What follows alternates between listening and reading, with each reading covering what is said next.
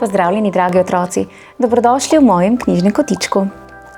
Današnjo pravljico namenjam Kalini, ki zelo rada prisluhne pravljicam. Njena mamica mi je poslala prijazno sporočilo z željo, da za Kalino in tudi druge otroke preberem zanimivo pravljico. Namreč Kalina je bila navdušena nad naslovnico te knjige in moram se strinjati z njo, poglejte, da je naslovnica zelo zanimiva in kar kliče po tem, da preberem pravljico. Zato predlagam, da se vsi skupaj udobno namestimo in prisluhnemo pravljici z naslovom Preveč korenja.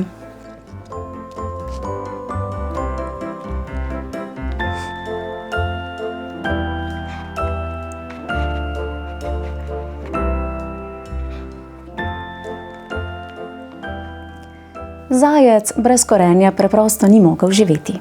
Nabiral ga je, kamorkoli je šel.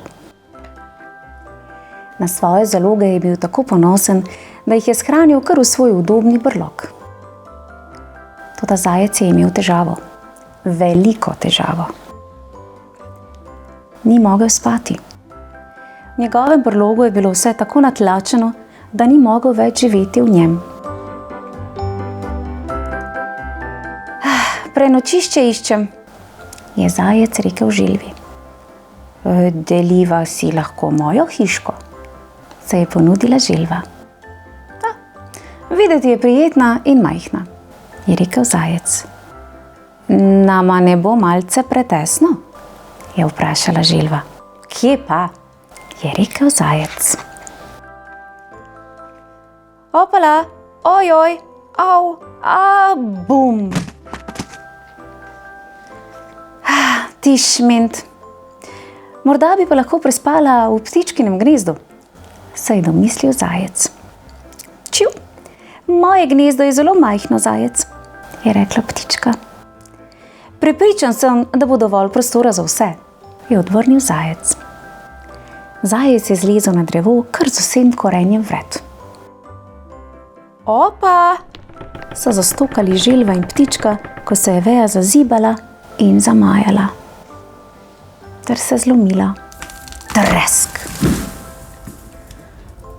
Tako mi je žal, ptička. Zdaj že 3 nimamo kje spati, je rekel zajec. Spite lahko v moji hiški, jim je ponudila veverica. Najlepša hvala, veverica, kako prijazno od tebe, je rekel zajec. Mislim, da niti za en korenček ni več prostora, je rekla veverica. Samo še 2 imam, je odvrnil zajec. Ojej, so zacvilile želva, ptička in veverica. Tresk, hresk. Zdaj že 4 nimamo kje spati, je zagodrnjala veverica. Spite lahko v moji hiši, je zavpil bober. Prostorna je. Odlično. Lahko bom prinesel še več korenja, je nasmejan rekel zajec. Ampak korenja je zdaj toliko, da bo premalo prostora za nas, je malce zbegan rekel bober. Ravno takrat je začelo deževati. Želva je zadrgetala. Ptička je začivkala. Čiv. Veverica je zacvilila. In bober je zaslišal grozen hrup, ko se mu je podrla hiša. O ne, moja hiša, je zavpil bober. O ne, moje korenje, je zakričal zajec. Bum. Prijatelji so stokali in so pihali, ko so lezli na nabrežje. Zajca je stisnilo pri srcu. Njegovi prijatelji so bili premraženi, utrujeni in brez strehe nad glavo. In vse to je zakuhal on. In kar je bilo še hujše, zajec ni izgubil ničesar. Še vedno je imel vse korenje in hišo. Takrat ga je prešinilo, da se oddolži lahko edino tako, da vse deli s svojimi prijatelji. Čar korenja konec koncev ni v tem, da ga kopičiš, ampak deliš z drugimi. In kadar si pripravljen deliti, je vse lepše. Pa še res je. Samo poglejte, kakšno zabavo so imeli v zajčkovi hišici.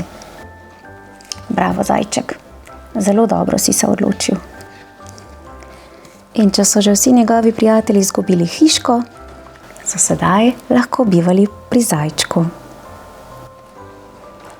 Zelo simpatična pravljica.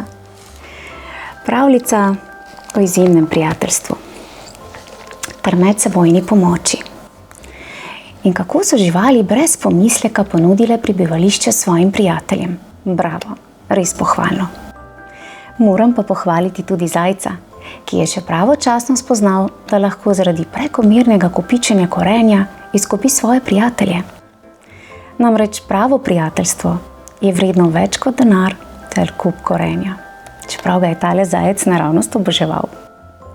Kalina, najlepša hvala za to izvirno ter poučno pravljico. Otroci, v mojem knjižnem kotičku pa lahko prisluhnete še eni prikupni pravljici z naslovom Cvetko in velika korenčkova dirka. Tudi zelo zanimiva pravljica. Prijazen pozdrav vsem, ki radi prisluhnete pravljicam, ter pa seveda Kalini. Lepo se imejte in se kmalu spet slišimo. Čau, čau! Ja, pretiravati pa res ni nikoli dobro, veš? In fino, da si to tudi sam ugotovil.